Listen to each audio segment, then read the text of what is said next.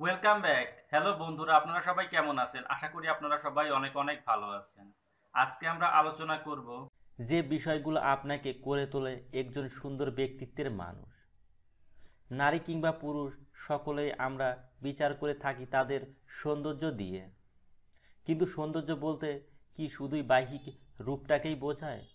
সুন্দর হওয়ার জন্য একজন নারী কিংবা পুরুষের শুধু সুন্দর চেহারাই কিন্তু যথেষ্ট নয়। প্রয়োজন আরও অনেক গুণের, এবং এই গুণগুলো যাদের মাঝে আছে তারা ভেতরে ও বাইরে সব দিক দিয়েই সুন্দর হয়ে থাকে।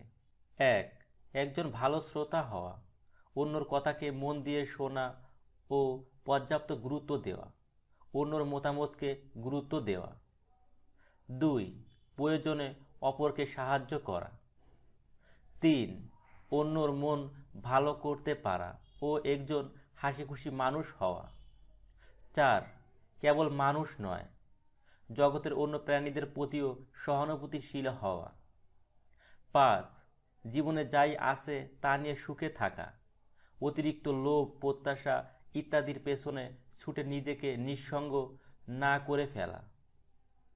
ছয়, নিজের সম্পর্কে আত্মবিশ্বাস রাখা, একজন সৎ মানুষ স্বাভাবিকভাবেই আত্মবিশ্বাসী হয়ে থাকেন। সাত, স্পষ্টবাদী ও সত্যবাদী হওয়া।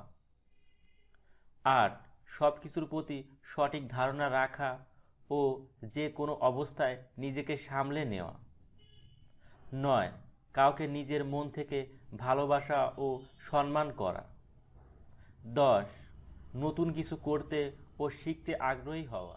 বন্ধুরা, আমাদের ভিডিওটি যদি আপনার একটু ভালো লেগে থাকে অবশ্যই একটি লাইক করবেন, কমেন্ট করে জানাবেন কেমন হলো, এবং পরবর্তী ভালো ভালো ভিডিও পাওয়ার জন্য আমাদের চ্যানেলটি সাবস্ক্রাইব করবেন। থ্যাংক ইউ বন্ধুরা।